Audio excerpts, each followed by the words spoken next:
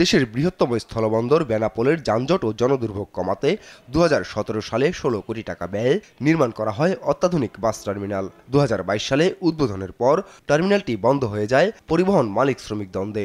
সবশেষ 2024 সালের নভেম্বরে আবারও টার্মিনালটি চালু করে জেলা প্রশাসন। এরপরও ব্যবহার হচ্ছে না টার্মিনালটি। টার্মিনাল থেকে বন্দর 3 কিলোমিটার দূরে হওয়ায় 8 বছর ধরে কার্যত পরিত্যক্তই রয়ে গেছে এই টার্মিনাল। টয়লেট ছাড়া ভেতরের কিছুই ব্যবহার হচ্ছে না। পরিবেশ জায়গা ভালো আছে, মगर সবচেয়ে পরিবেশ খারাপ হয়ে গেছে আমাদের পেটের। মানে টার্মিনাল আসার পরে কোনো ড্রাইভার মালিক এই পর্যন্ত 500-400 টাকা বেতন পায়নি।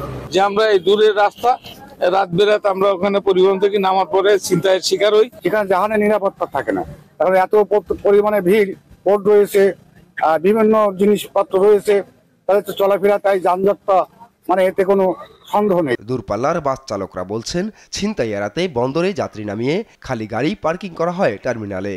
আঞ্চলিক বাস চালকরা বলছেন, বন্দর থেকে যাত্রীদের টার্মিনালে ইজি বাইকে করে আনতে হয়, গুনতে হয় অতিরিক্ত ভাড়া। ক্ষতির মুখে পড়ছে পরিবহন ব্যবসা।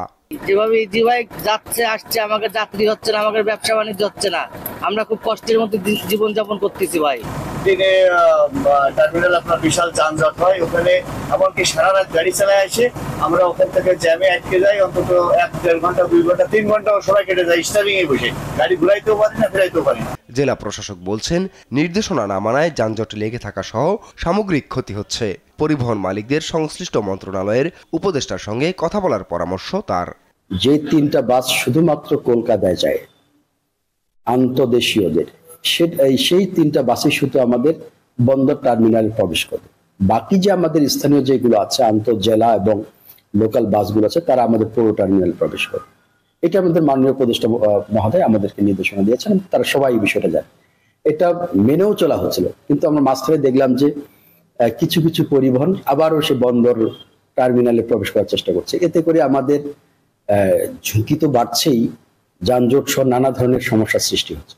হয়তো গুটি কয়েক ব্যক্তি এই ক্ষেত্রে লাভবান হতে পারে, কিন্তু সামষ্টিকভাবে কিন্তু এখানে একটা বড় ধরনের একটা ঝুঁকি থেকে যায়।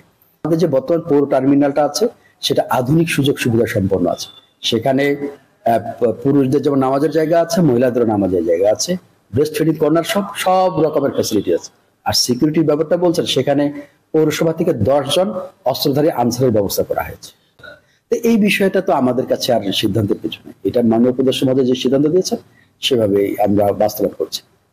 তাদের কোনো যদি আলোচনা থাকে, তাহলে সেটা মাননীয় উপদেষ্টা মহোদয়ের সাথে বা সরকারের উচ্চ পর্যায়ের সাথে তারা আলোচনা করে।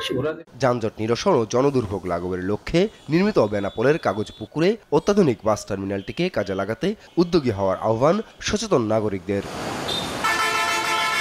নিউজ ডেস্ক, দেশ টিভি।